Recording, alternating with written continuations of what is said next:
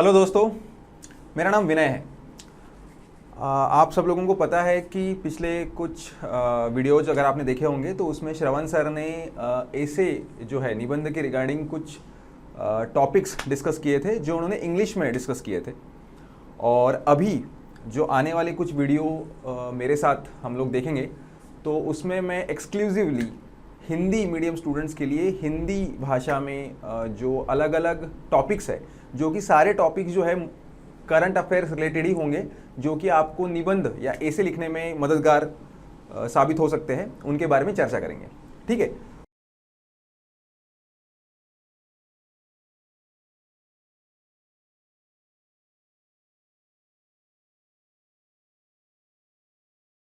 तो हो सकता है बीच में थोड़ा कुछ इंग्लिश का भी इस्तेमाल हो, लेकिन मैं पूरी तरह से कोशिश करूंगा कि ये आपको निबंध लिखने में पूरी तरह से सहायक हो।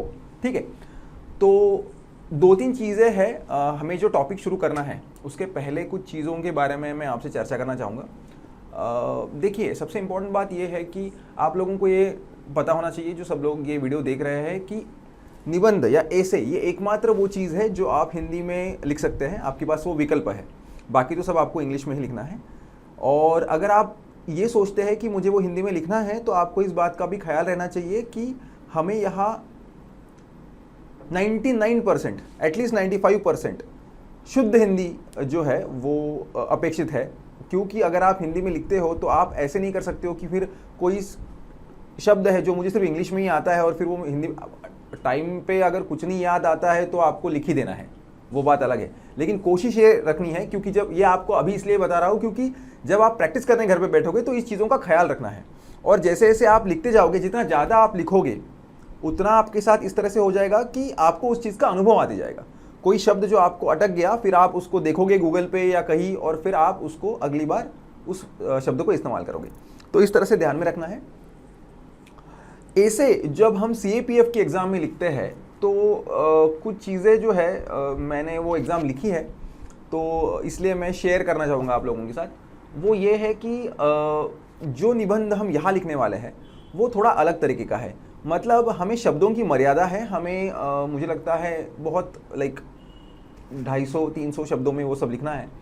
और समय की बहुत मर्यादा है, हमें 4 लिखने हैं। और अगर ठीक से देखा जाए, अगर पूरा पेपर कवर करना है तो 1 घंटे के आसपास या सवा घंटे के आसपास हमें सारे ऐसे लिख के ख़त्म करना है।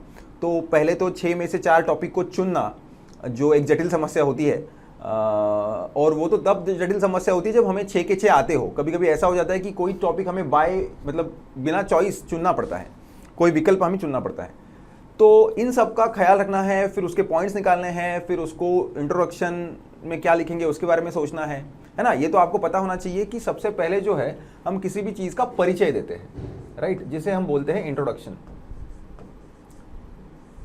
फिर हम उस ऐसे की बॉडी जिसे बोलते हैं, जो मेन कंटेंट आता है, जिसमें हम सारी जो चीज़ें हैं जो हमें पता है ना, तो वो सारा कंटेंट जो है वो उसमें लिखते हैं, उसको हम बॉडी बोलते हैं ऐसे की। और आखिर में आता है निष्कर्ष। और इसी ढांचे में हमको चारों के चारों जो हमारे निबंध है वो लिखने हैं। अब इसमें ख्याल ये रखना है कि वो कम टाइम में लिखना है, तो कितने जल्दी हम पॉइंट निकाल के उनको रिलेट करके उसमें लिखते हैं। लेकिन ये सब करते वक्त हमें इन चीज़ों का भी ख्याल रखना है कि अगर मैं चाहता हूँ कि 20 मार्क्स में से मुझे 10 से ऊपर मार्क्स आए, तो उसमें थोड़ा डेटा आना चाहिए, उसमें कुछ संविधानिक तरतूदें हैं, अगर पॉसिबल हो, अगर कनेक्टेड हो तो आनी चाहिए, कुछ NGOs का नाम आना चाहिए, कुछ इंटरनेशनल ऑर्गेनाइजेशंस हैं उनका नाम आना चाहिए, कोई केस स्टडी हो वो आनी चाहिए, कोई कहानी या कोई और उसके रिगार्डिंग कोई न्यूज़ हो वो उसमें आना चाहिए। इस तरह की चीज़ें अगर उसमें शामिल होगी तो मेरा ऐसे बहुत बेटर बनेगा। अंडरलाइनिंग करना, ऐसे को अंडरलाइन करना, ये बहुत बहुत इंपॉर्टेंट है, बहुत ही ज़रूरी है। तो आप जब भी प्रैक्टिस करते हो तभी आदत डाल दो कि कोई अगर आपको लगता है कि ये महत्वपूर्ण शब्द है, महत्वपूर्ण डेटा है, तो उसको लिखने के बाद तुरंत अंडरलाइन करके ही आगे जाओ। ये मत सोचो कि बाद में आके मैं अंडरलाइन कर दूंगा, ये कभी पॉसिबल नहीं होता है ना। तो ये सारी छोटी छोटी चीज़ें हैं जिनको हमें ख्याल में रखना है, और ये सारी चीज़ें तभी बहुत अच्छी तरह से उभर कर बाहर निकलेंगी जब आप बहुत सारी प्रैक्टिस करोगे। सिर्फ वीडियोस देखिए कुछ नहीं होने वाला है, ठीक है। तो हमें बहुत सारे प्रैक्टिस करना ज़रूरी है। अगर आप जो सेशंस मैं अभी कंडक्ट कर रहा हूँ, ये सेशंस कोई करंट अफेयर्स के सेशन नहीं है जिसमें मैं सारी इन्फॉर्मेशन आपको बता रहा हूँ। मैं आपको कुछ पॉइंट्स बताऊंगा और ये अपेक्षा करूंगा कि आप खुद भी थोड़ा रिसर्च करें, खुद भी थोड़ा काम करें और उसको अच्छे ऐसे के तरीके में बताएं। ऐसा कभी नहीं होगा कि मेरे वीडियोस में मैं आपको एक आइडियल ऐसे बताऊंगा, क्योंकि फिर आपका रोल क्या है, लिखना आपको है। तो यहाँ कुछ एक फ्रेमवर्क जिसे हम बोलते हैं वो हम लोग डिस्कस करेंगे। वो जो इशू है उसको सुलझाने की कोशिश करेंगे, जिससे आपको इशू समझ में आ जाए। उसके बाद आपको खुद का भी कुछ इनोवेशन जो है ना, खुद का जो दिमाग लगा के उसको किस तरह से सुंदर बना सकते हैं, एक फ्लो में बना सकते हैं, उसके बारे में सोचना है।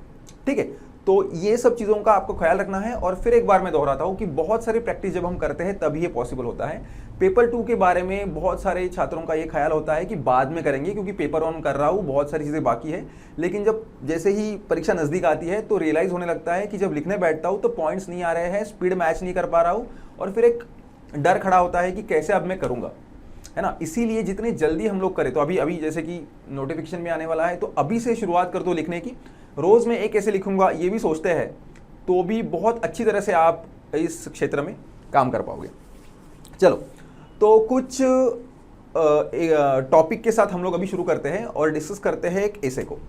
तो अभी फ़िलहाल आपने जो सुना होगा, जो कि बहुत ही चर्चा में है, अखबारों में है, न्यूज़ में है, वो है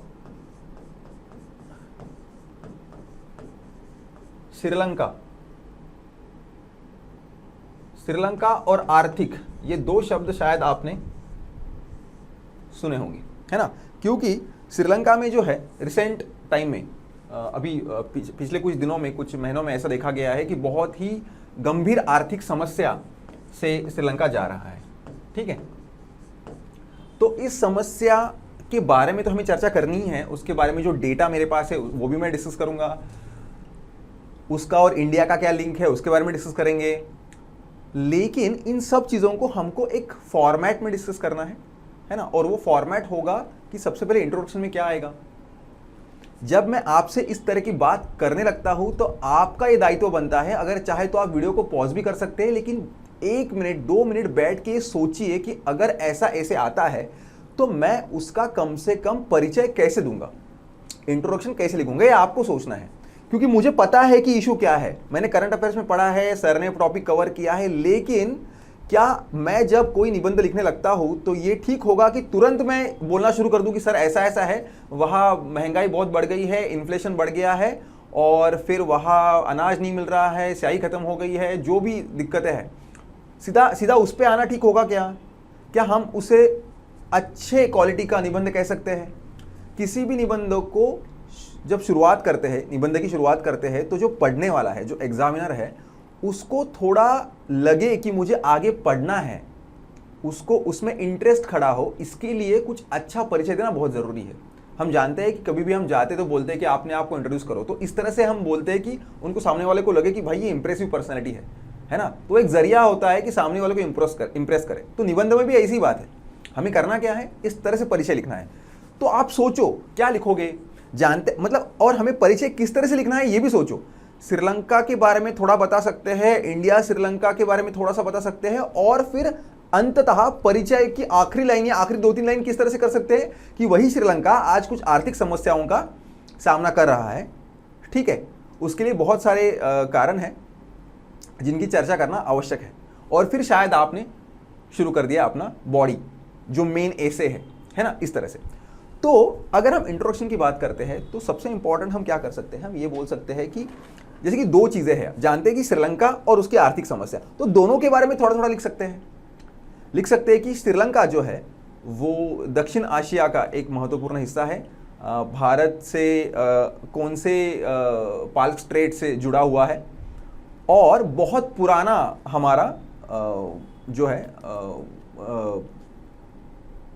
जिसे हम बोलते हैं पड़ोसी राष्ट्र रहा है। और हमारे और श्रीलंका के संबंध बहुत पुराने हैं, मतलब रामायण के काल से वो संबंध है, और अभी भी पिछले कुछ दशकों से वो संबंध इस तरह से है। किसी भी देश के प्रगति के लिए आर्थिक उसका जो ढांचा है, उसका जो सिस्टम है, वो ठीक होना बहुत ज़रूरी होता है। और उसके लिए अलग अलग जो क्षेत्र के लोग हैं उन सब ने इकट्ठा काम करना ज़रूरी होता है, जिसमें सबसे इंपॉर्टेंट बात है गवर्नमेंट।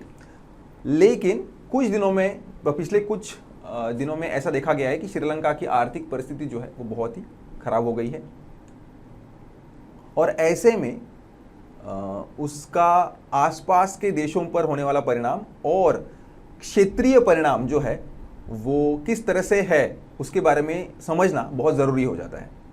इस तरीके का परिचय आप दे सकते हो। अब ये एक तरीका है, ये ज़रूरी नहीं है कि आप इसी तरह से लिखेंगे, ठीक है। अभी मैंने वो टॉपिक का अभ्यास किया और फिर अभी मैं सोचा कि ओके मैं लिखूंगा तो इस तरह से लिखूंगा, शायद आप कुछ अलग और तरीके से लिख सकते हो, है ना। तो हो सकता है कि आप इस तरह से कर सकते हो कि आपने श्रीलंका के बारे में, आर्थिक समस्या के बारे में तो पढ़ रखा है, लेकिन उसकी कुछ स्पेसिफिक घटना के बारे में आपने लिखा है, या आर्थिक समस्या किसी और देश में भूतकाल में आई होगी और उसके बारे में आप जानते हो और आप समझते हो कि वो समस्या और श्रीलंका की आज की समस्या एकदम समान है, तो आपने उसके बारे में लिखा और फिर लिखा कि वैसी ही समस्या आज श्रीलंका फेस कर रहा है और इसीलिए वो समस्या और आगे ना बढ़े इसलिए भी कुछ करना जरूरी है ना। लेकिन उसके पहले वो समस्या क्यों और कैसे खड़ी हुई उसके बारे में बात करना जरूरी है और उसके भारत पे जो परिणाम होने वाले हैं, भारत और श्रीलंका के संबंध पे जो परिणाम होने वाले हैं उसके बारे में भी चर्चा आज के समय में बहुत जरूरी है। और इस तरह से आप अपने एसे की शुरुआत कर सकते हो, ठीक है। जब आप एसे की शुरुआत करते हो फिर उसमें अगर हम जनरल बात करें, जनरल तकनीक की बात करते हैं, तो एक अगर कोई प्रॉब्लम, मतलब ये टॉपिक जो है, ये जो दिया है बहुत स्पेसिफिक है, क्लियरली बोला है कि श्रीलंका अभी जो उसके आर्थिक समस्या चल रही है उसके बारे में बात करो, ठीक है। तो भाई आर्थिक समस्या है तो सबसे पहले तो इस बारे में बात होगी कि क्या है आर्थिक समस्या, मतलब हुआ क्या है, हुआ क्या है, जो हुआ है उसके पीछे कारण क्या है, क्यों हुआ है, अच्छा ये भी पता चल गया क्यों हुआ, उसके लिए फिर उपाय क्या किए जा रहे हैं, उन उपायों में भारत का रोल कहाँ है, इन सब चीजों की वजह से भारत और श्रीलंका के रिलेशंस में क्या चेंज आने वाला है। और जैसे कि आपने अगर थोड़ा बहुत ये सब पढ़ाई किया होगा तो आपको पता है कि इसमें और एक एंगल आ जाता है, उसका नाम है चीन। फिर यहाँ क्या होने वाला है और आगे क्या आएगा कि आगे क्या कर सकते हैं जिससे ये समस्या जो है वो जल्दी से जल्दी सॉल्व हो जाए, और अगर ये समस्या सॉल्व नहीं हुई तो उसके परिणाम क्या होंगे उसके बारे में भी शायद आप लिख सकते हो अगर आपको पता है तो। और फाइनली कुछ निष्कर्ष लिखेंगे, है ना। ये इस तरह से हमारा एक पैटर्न होगा जो कि देखो मैं अपने ऐसे को बहुत अलग अलग तरीके से लिख सकता हूँ सर, नहीं मैं और थोड़ा अच्छे से लिखना चाहता हूँ, बात सही है, लेकिन एक चीज़ को जो स्टूडेंट्स है, परीक्षार्थी है, वो समझ नहीं पाते है कि आपके पास टाइम की बहुत कमी होती है, ऑन द टाइम आपके पास टॉपिक आ जाता है और हमें हमेशा एग्जाम को जाने से पहले इस एंगल से भी एग्जाम को प्रिपेयर करना है कि चाहे हम कितने भी टॉपिक से यहाँ डिस्कस कर ले, ऐसा हो सकता है कि जो टॉपिक मैंने नहीं पढ़ा है या डिस्कशन में नहीं आया है वो भी शायद यूपीएससी पूछ ले, तो उस वक्त भी जल्दी से जल्दी निर्णय लेने की क्षमता मुझे खड़ी करनी है और इसीलिए मैं बार बार बोल रहा हूँ कि बहुत सारी प्रैक्टिस ज़रूरी है। तो अभी हम लोग क्या करेंगे, कुछ एक्चुअल जो डेटा है उसके बारे में बात करेंगे, जो कुछ डेटा मैं लिख के लाया हूँ, है ना, और उसके बारे में थोड़ी बात करेंगे और ये समस्या क्या है, क्यों खड़ी हुई और उसकी जो उपाय और भारत का लिंक और आगे क्या होना चाहिए, इन सब के बारे में वन बाय वन बात करेंगे। तो सबसे पहले बात करते हैं कि है क्या, हुआ क्या है, ठीक है। अगले पेज पे चलते हैं। ओके, तो अगर हम बात करते हैं कि क्या हुआ है, हाँ, तो श्रीलंका का जो इन्फ्लेशन है, जो महंगाई का दर है ना, वो 17% से भी ऊपर चला गया है। नॉर्मली उसको इतना बढ़ने देना किसी भी देश के लिए, मतलब डबल डिजिट में चले जाना, इन्फ्लेशन का जो महंगाई का जो दर होता है वो डबल डिजिट मतलब 2 अंकों में चले जाना किसी भी देश के लिए खतरनाक साबित होता है। और किसी भी देश की जो मध्यवर्ती बैंक होती है, सेंट्रल बैंक जिसे हम बोलते हैं, जैसे हमारे केस में वो आरबीआई है, उसका ये काम होता है कि उस महंगाई की दर को उधर उस साइड झुकने ना दे, 2 अंकों में जाने ना दे, जैसे कि यहाँ चला गया है। तो अब वहाँ बहुत सारे अलग, और किसी भी देश में जब कोई आर्थिक समस्या आती है तो हमें इस बात का क्लियरली मतलब ये कॉमन सेंस होना चाहिए कि सिर्फ एक कारण नहीं हो सकता, बहुत सारे अलग अलग कारण हो सकते हैं जिनके बारे में हम लोग बात करेंगे। लेकिन सबसे पहले समझते तो है भाई हुआ क्या है। एक दिन हम न्यूज़पेपर खोलते हैं और सडनली ये न्यूज़ आ जाती है कि अच्छा श्रीलंका में कुछ आर्थिक समस्या आ गई है और बहुत ही हालत खराब है, तो हम सोचते हैं कि अरे भाई क्या हुआ, तो क्या हुआ पहले बताओ तो सही। आर्थिक समस्या मतलब क्या, किसी व्यक्ति के जीवन में आर्थिक समस्या आना अलग बात, और किसी देश के मतलब लाइफ में, जीवन में आर्थिक समस्या आना अलग बात। तो क्यों आई है भाई, क्या आया है? तो महंगाई बढ़ गई है। महंगाई इतनी बढ़ गई है भाई, इतनी महंगाई बढ़ गई है कि मतलब अगर बेसिक एग्जांपल दूं तो बच्चों की एग्जाम जो है उसको कैंसिल कर दिया है। अब बच्चों की एग्जाम को इसलिए कैंसिल कर दिया है क्योंकि स्याही नहीं है देश में, स्याही, और स्याही जो है वो इंपोर्ट करते हैं, आयात करते हैं, और वो खरीदने के लिए पैसा नहीं है। ओ हो, ओके। तो भाई देखो मतलब क्या हो रहा है वो बता रहा हूं।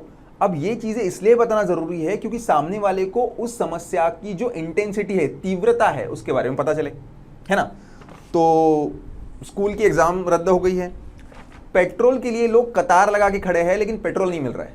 पेट्रोल इसलिए नहीं मिल रहा है शायद क्योंकि शायद भारत की तरह, शायद नहीं है ही, भारत की तरह श्रीलंका भी पेट्रोल बाहर से मंगवाता है, और उसके पास जो है उसका जो फॉरेक्स रिजर्व है ना, जो परदेशी चलन है, वही मतलब आसपास खत्म होने की कगार पर है। तो कैसे खरीदेंगे बाहर से? तो नहीं है, इसलिए पेट्रोल जो है वो कम है और लोगों को तो चाहिए, तो इसलिए लाइन लगी है। अच्छा, इतना ही नहीं, भूखमरी और रोजगार की जो समस्या है वो भी एकदम हाई लेवल पे है, क्योंकि बहुत ज़्यादा महंगाई बढ़ गई है। तो बहुत सारे लोगों को निकाल दिया गया है अपने रोजगार से, और जो खाने पीने की जो बेसिक, जो एकदम इम्पॉर्टेंट जो ज़रूरतें होती है, उन पे भी उसका प्रभाव पड़ा है। और हुआ ये है कि वो चीज़ें जो है महंगी हो जाने की वजह से भूखमरी की समस्या भी श्रीलंका में बहुत ज़्यादा सता रही है लोगों को। ठीक है, अगर हम सिर्फ आंकड़ों की बात करें तो अभी श्रीलंका की, अच्छा ये तो हो गया आपका महंगाई दर जो कि बहुत ज़्यादा है। अगर सिर्फ आंकड़ों की बात करें तो श्रीलंका के ऊपर अभी 7 बिलियन, और यकीन मानिए 1 बिलियन मतलब 100 करोड़ होता है, 7 बिलियन डॉलर का कर्जा उनको अभी चुकाना है। और ये बहुत ज्यादा हो जाता है श्रीलंका जैसे इकोनॉमी के लिए। शायद भारत जैसे इकोनॉमी के लिए शायद ये आंकड़ा ठीक हो, लेकिन श्रीलंका जैसे छोटे देश के लिए, जिनका एक्चुअली जीडीपी इतना ज्यादा नहीं है, उनके लिए 7 बिलियन डॉलर का जो लोन है वो बहुत ज्यादा हो जाता है। और अगर किसी भी देश को ऐसे बोला जाता है, किसी भी देश की जो आर्थिक परिस्थिति है उसको अगर आपको जज करना है तो आपको ये पता होना चाहिए कि उनके पास परदेशी जो वित्त है वो कितना है, फॉरेक्स रिजर्व, और हम उसे बोलते हैं, अगर सही मात्रा भी सीधी बात करें एकदम सामान्य इंसान की भाषा में, तो डॉलर कितने भाई आपके पास है। तो अभी उनके पास जो बचा है वो सिर्फ 2 बिलियन फॉरेक्स रिजर्व बचा है। और बोला जाता है कि ये फॉरेक्स रिजर्व इस तरह से है कि ये बहुत जल्दी खत्म हो जाएगा, 2 महीने में खत्म हो जाएगा, क्योंकि जिस तरह से उनकी जरूरतें है। क्योंकि श्रीलंका में प्रॉब्लम ये है कि वो ईंधन, जैसे कि हम मंगाते हैं पेट्रोल, इतना ही नहीं बल्कि अनाज और जो और बेसिक कुछ चीजें, चीनी, इन जैसी चीजों भी वो बाहर से मंगवाते हैं, तो उनको देना पड़ता है डॉलर्स में, और वो डॉलर जल्दी जल्दी खत्म हो रहे हैं। तो ये तो हो गया भाई प्रॉब्लम क्या है कि पैसा खत्म हो गया है, चीज़ें महंगी हो रही है, उसकी वजह से रोज़गार की समस्या आ रही है, भूखमरी की समस्या आ रही है, बच्चों के एग्जाम्स नहीं हो रहे हैं, है ना। और गवर्नमेंट कुछ नहीं कर पा रही है, और गवर्नमेंट को समझ में नहीं आ रहा है कि हम क्या करें, इसलिए वो अभी दूसरे देशों से मदद मांग रही है। अब दूसरे देशों से मदद मांगेगी तो पड़ोसी में हम भी आगे, है ना। तो फिर हम क्या कर रहे हैं और क्या करना चाहिए उसके बारे में हम चर्चा करेंगे। लेकिन उसके पहले ये समझते हैं जो हमने बात किया था कि सबसे पहले जब हमने क्या देख लिया है, अभी हम बात करते हैं कि क्यों हुआ ये सब।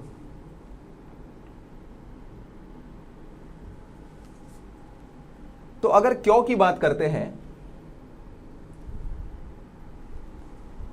तो सबसे पहली बात तो ये हुआ कि उनका फॉरेक्स रिजर्व खत्म हो गया। अच्छा भैया, फॉरेक्स रिजर्व खत्म होने के 2 कारण होते हैं, परदेशी वित्त खत्म होने के 2 कारण। एक तो जहां से आता है वहां से वो बंद हो गया या कम हो गया, और जितना था उसका जो खर्चा है वो तो चल ही रहा था, है ना। फॉरेक्स, मेरे घर में मेरे अकाउंट में जो बैलेंस है वो कम क्यों होता है कि भाई जब आते रहता है उसका आना कम हो गया, और जो है वो खर्चा हो रहा है तो कम हो जाएगा। अच्छा, तो फिर आने वाला कहां से आ रहा था? तो एक तो आ रहा था पर्यटन, जो कि श्रीलंका के लिए एक बहुत ही ज़्यादा इंपॉर्टेंट ऐसा क्षेत्र है पर्यटन। लेकिन एक तो कोविड, जिसके चक्कर में बहुत ज़्यादा प्रॉब्लम श्रीलंका को फेस करना पड़ा, क्योंकि पर्यटन क्षेत्र में ना ही श्रीलंका बल्कि पूरे देश पूरे दुनिया में ये समस्या थी। अभी धीरे धीरे वो हो रहा है, लेकिन 2 साल का जो आर्थिक नुकसान सब देशों को झेलना पड़ा है, श्रीलंका जैसी छोटी इकोनॉमी में वो उसकी जो तीव्रता है वो ज़्यादा दिखती है। लेकिन उसके पहले भी 2019 में एक बॉम्ब ब्लास्ट हुआ था बहुत बड़ा। उसके बाद भी कोविड के आने से पहले से ही श्रीलंका में पर्यटकों की जो संख्या है वो 70% से घट गई थी, और उसका भी परिणाम श्रीलंका की इकोनॉमी पे हुआ है। तो कोविड से पहले ही श्रीलंका की पर्यटकों की जो संख्या है उसमें घटौती आ गई थी, और उसकी वजह से श्रीलंका की जो आर्थिक समस्या है वो धीरे धीरे बढ़ने लगी। ये एक प्रॉब्लम था। दूसरा, जैसे कि मैंने आपको बोला, ये एक प्रॉब्लम है, पर्यटन घट गया। दूसरा प्रॉब्लम है कि फॉरेक्स रिजर्व इसलिए भी कम हो रहा है क्योंकि आना तो कम हो गया, लेकिन खर्चा जो है चीनी, फार्मास्यूटिकल्स मतलब सारी दवाइयाँ, ईंधन, दाल, अनाज, ऐसी बेसिक चीज़ें भी श्रीलंका आयात करता है, ठीक है। और उसकी वजह से, अच्छा अब ये क्यों आयात करना पड़ा ये भी मैं आपको बताता हूँ। तो ये जो है आयात होता है, और इससे फिर बहुत सारा फॉरेक्स रिजर्व खर्च हो गया। अच्छा ये एक, अब भाई इतना क्यों आयात करना पड़ा? इसके पीछे और एक कारण ये है, गवर्नमेंट ने क्या किया है, गवर्नमेंट ने अचानक से पिछले साल के अप्रैल में ये डिक्लेयर कर दिया कि आज से हम केमिकल फर्टिलाइजर्स मतलब रासायनिक जो फर्टिलाइजर्स है उनका इस्तेमाल पूरी तरह से बंद कर दिया, अचानक से बैन कर दिया। अब एक सर्वे ये कहता है कि श्रीलंका में 90% जो लोग हैं वो ये रासायनिक फर्टिलाइजर्स इस्तेमाल करते हैं। अब आपने एक ही नाइट में उसको बोल दिया कि आज से कल से ये इस्तेमाल करना इलीगल है। इलीगल है क्यों? क्योंकि श्रीलंका वो पहला देश बनना चाहता था जो जैविक खेती का पुरस्कार करता है, लेकिन उसके लिए जो स्टेप बाय स्टेप अप्रोच होना चाहिए था वो उन्होंने अपनाया नहीं, और शायद उसकी वजह से ये हुआ कि जैविक मॉडल अपनाने के चक्कर में उनका जो खाद्य का उत्पादन है वो कम हो गया। खाद्य का उत्पादन कम होने की वजह से उनकी कीमतें बढ़ गई, और फिर जैसे कि मैंने आपको बोला महंगाई, अगर हम सिर्फ खाद्य मतलब फूड इन्फ्लेशन की बात करें, खाद्य महंगाई की बात करें, तो 25% से भी ऊपर है, इतनी ज़्यादा है। क्यों? क्योंकि ये जैविक के चक्कर में उत्पादन घट गया, लेकिन लोगों की डिमांड तो बढ़ रही है, राइट। ऊपर से लोगों को जॉब नहीं है, इसलिए अगर वही चीज़ जो पहले 10 रुपये में मिलती थी अगर वो 20 रुपये में मिल रही है तो मैं उसको खरीद नहीं पा रहा हूँ क्योंकि मेरे पास रोजगार नहीं है, इसलिए फिर भूखमरी की समस्या बढ़ गई। और फिर तो फिर अगर खाद्य है ही नहीं, क्यों? क्योंकि कम मात्रा में, जितनी जरूरत है उससे कम मात्रा में है, तो आपको आयात करना पड़ेगा, बाहर से मंगवाना पड़ेगा तो फॉरेक्स रिजर्व खर्च करना पड़ेगा। ये बेसिक है। अब मैं बहुत ज़्यादा डिटेल में इसलिए नहीं जा रहा हूँ इसके, क्योंकि हमको यहाँ उस टॉपिक को समझ पे उसके रिसर्च नहीं करना है, हमें बस ऐसे में अपने पॉइंट्स लिखने हैं। और अभी हमने इंट्रोडक्शन देख लिया, अभी हम बॉडी की बात कर रहे हैं, और अभी हम सिर्फ ये बात कर रहे हैं कि भाई ये सब क्यों हुआ? क्योंकि पर्यटन में प्रॉब्लम हुआ, कोविड की वजह से, बॉम्ब ब्लास्ट की वजह से, आयात हो रही है चीज़ों की, जैविक खेती की वजह से, रासायनिक फर्टिलाइजर्स पे बैन जो है उनके वजह से खाद्य का जो उत्पादन है वो कम हुआ, और डिमांड तो उतनी है, फिर महंगाई भी बढ़ी, इंडस्ट्रियल आउटपुट जो है वो भी कम हुआ, कोविड-19 उसका एक कारण था। तो एक हम बोल सकते हैं कि कोविड-19 भी एक बहुत बड़ा कारण रहा है श्रीलंका की आज की स्थिति के लिए, ठीक है। अब गवर्नमेंट ने जब ये बोला कि हम अगर हमारे पास फॉरेक्स रिजर्व कम है तो आयात पे थोड़ा हम कंट्रोल लाने वाले हैं, तो इससे क्या हुआ कि बहुत सारे व्यापारी वर्ग को ये पता चल गया कि बाहर से माल आने नहीं वाला है, तो जो मेरे पास है तो वो मैं अभी क्या करूंगा, जमा करके रखूंगा और फिर उसको ज़्यादा महंगा बेचूंगा। तो जमाखोरी के भी कुछ केसेस जो है वो श्रीलंका में होने लगे। तो मतलब आप ये सोचिए कि एक समस्या से दूसरी समस्या, दूसरी से तीसरी, इस तरीका का वो साइकिल जो है समस्याओं का ये खड़ा हो गया। और इस तरह से इस सारी चीज़ों की बदौलत आज श्रीलंका बहुत ही तीव्र ऐसी आर्थिक समस्या में है। तो हमने अभी चर्चा की कि ये सब क्यों हुआ, ठीक है। अब अगर हमको ये देखना है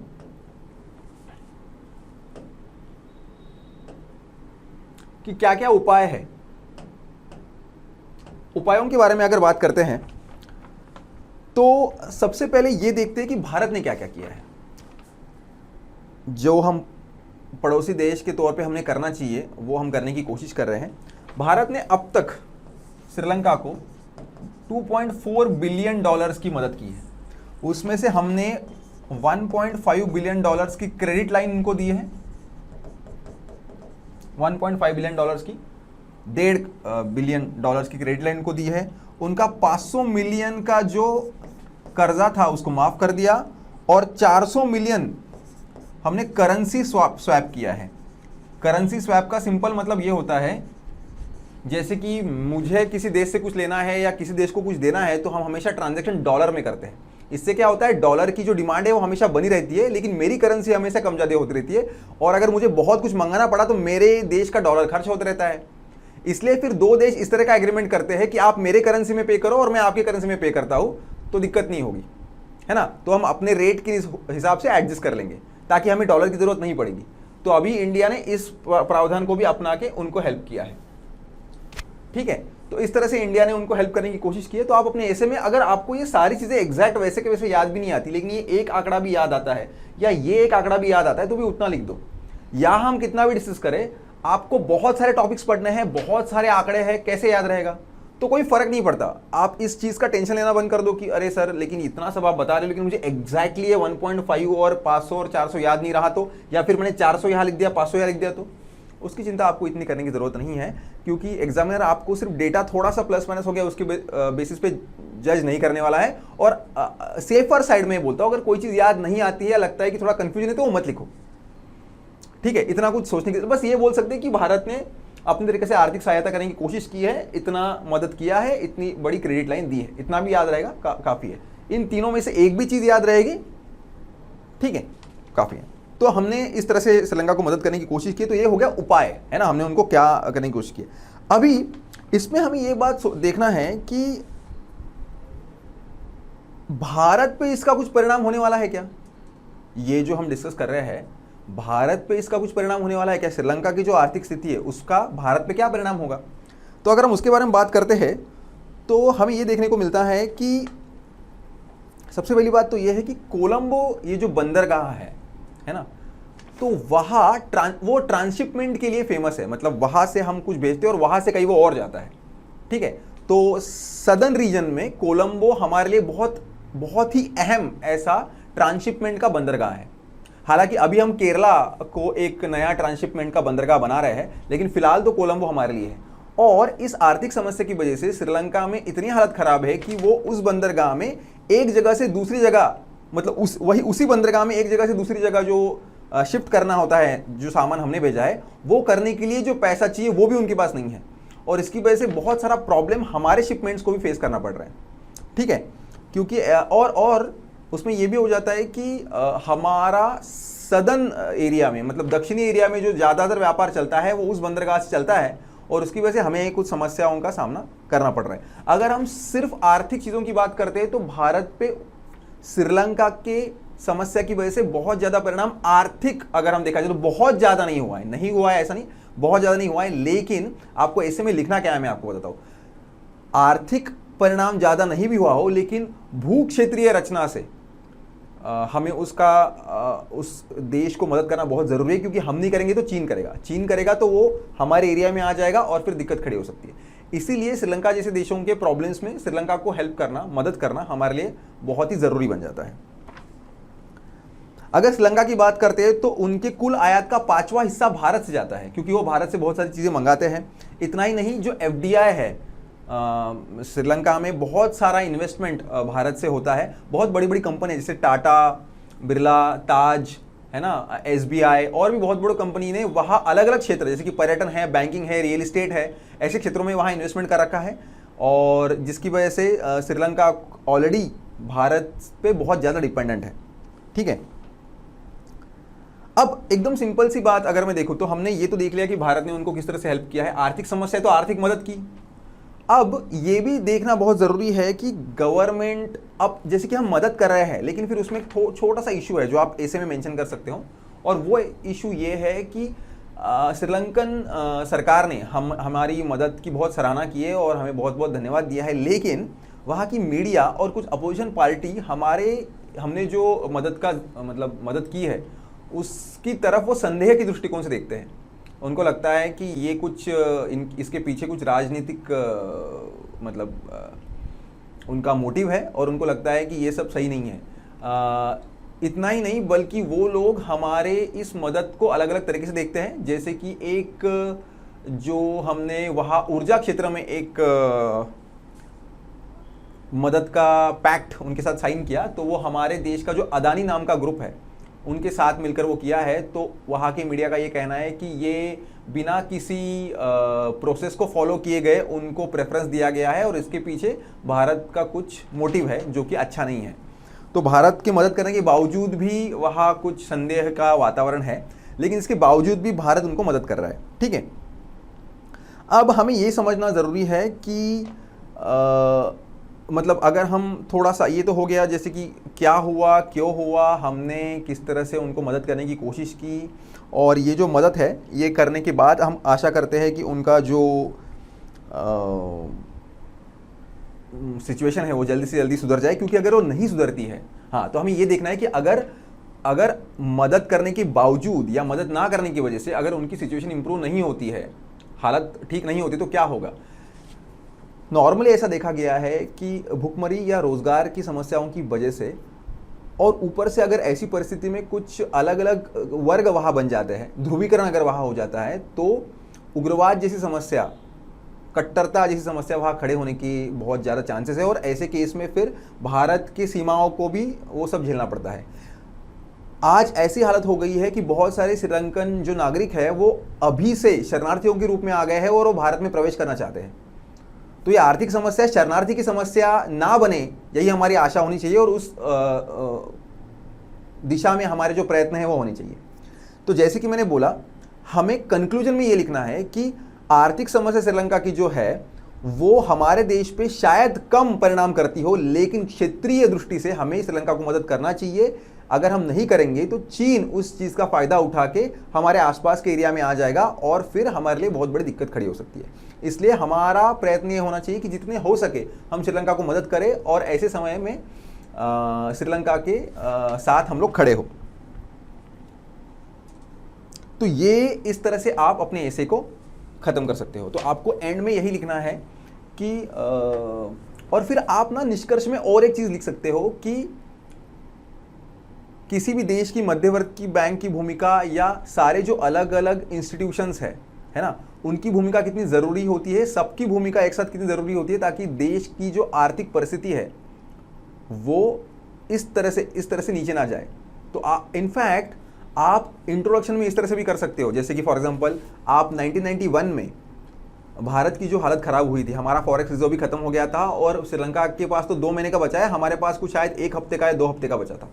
ऐसे वक्त पे मनमोहन सिंह और पीवी नरसिम्हा राव ने किस तरह से वर्ल्ड बैंक से कुछ लोन उठा लिया था। श्रीलंका को एक्चुअली IMF और वर्ल्ड बैंक ने भी लोन दिया है, लेकिन वो उससे भी उनका प्रॉब्लम सॉल्व नहीं हो रहा है। तो फिर उस वक्त हमने क्या किया, तो हमने जो LPG मॉडल अपनाया है और उसके बाद कैसे भारत ने अपनी गति बढ़ाई है। तो लेकिन फिर श्रीलंका के केस में क्या कर सकते हैं, क्या नहीं, ये मतलब भारत भी इस समस्या से जा चुका है और फिर हमने लेकिन कुछ तरीका बदला था और हमने उस समस्या से बाहर उभर कर और स्ट्रांग और बेहतर बन के हम बाहर निकले।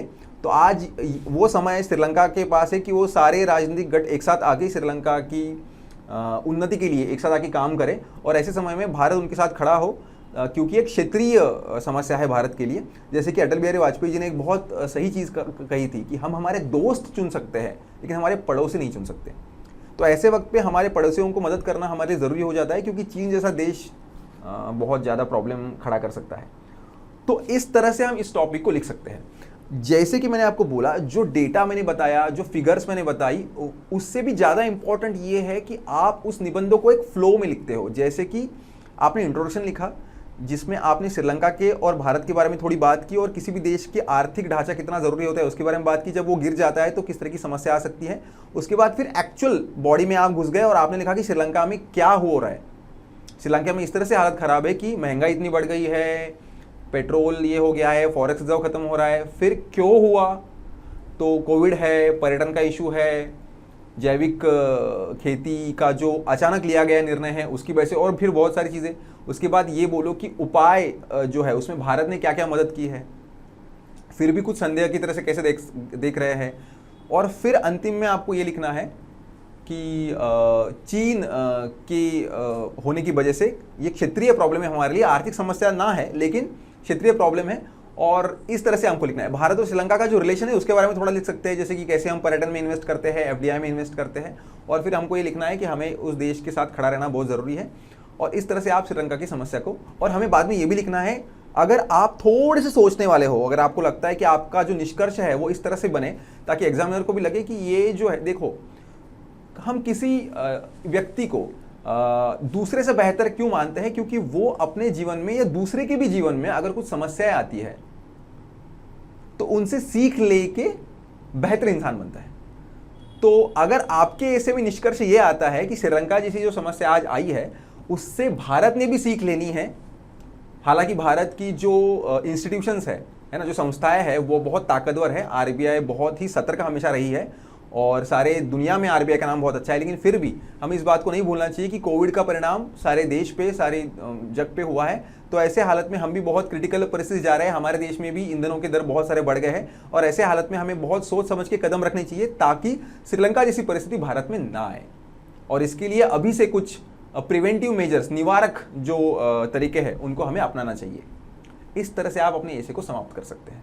इससे क्या होगा कि एग्जामिनर को यह समझ में आएगा कि भाई मैंने तो पूछा था श्रीलंका के बारे में, लेकिन बंदा या बंदी इतनी होशियार है कि वो समझती है कि उस चीज को मैं अपने आप से कैसे रिलेट करूं। मतलब आपने ये तो लिख दिया कि क्षेत्रीय समस्या है और हमें कैसे हमारे पड़ोसी को मदद करनी है क्योंकि चीन का प्रभाव कम हो, तो ये तो समझता है लिखने वाला, लेकिन ये भी समझता है कि हमें अपने देश में क्या करना चाहिए जिससे इस समस्या हमारे देश में ना आए, उसका जो प्राविधान है वो हम अभी से कर रहे हैं। तो ये हुआ एसे का आपका स्ट्रक्चर, जिसमें आपको सबसे पहले इंट्रोडक्शन लिखना है, फिर बॉडी। अब बॉडी में जो चीजें मैंने डिस्कस की वो सारी आप नहीं भी लिखेंगे या आपके पास कुछ और डेटा होगा वो भी आप लिखेंगे, इससे कोई फर्क नहीं पड़ता। लेकिन शुरुआत कैसे करते हो, फिर बॉडी में एक फ्लो कैसे बना के रखते हो। जैसे कि हमने एक फ्लो बनाया, क्या, क्यों, उपाय, उसके बाद फिर उस उपायों में भी क्या दिक्कतें आ रही है वो, और नहीं करेंगे तो कैसे उग्रवाद खड़ा हो सकता है, वो एक लाइन बीच में आपने डाल दी, है ना। ध्रुवीकरण हो जाएगा और फिर कैसे उग्रवाद बढ़ सकता है, भारत को कैसे प्रॉब्लम आ सकता है, शरणार्थियों का प्रॉब्लम आ सकता है, और उसके बाद फिर आपने चीन का प्रभाव ना हो इसलिए हमने क्या किया और हमने उससे क्या सीख लिया, इस तरह से आपने निष्कर्ष लिख दिया। ये जो है इस तरह से ढांचा में आपको लिखना है। ये सोचना बहुत ज़रूरी है कि बहुत सारे इंटरनेशनल रिलेशंस रिगार्डिंग जो टॉपिक्स है वो भी हर साल यूपीएससी पूछ रही है, और अभी तो ये एकदम मतलब हाल ही की घटना है, तो इसके बारे में पूछना जाना स्वाभाविक लगता है, इसलिए हमने इस टॉपिक की चर्चा की। इसमें कुछ डाउट या कुछ इश्यू हो तो आप पूछ सकते हैं, उसके बारे में हम बाद में चर्चा करेंगे। ठीक है, थैंक यू।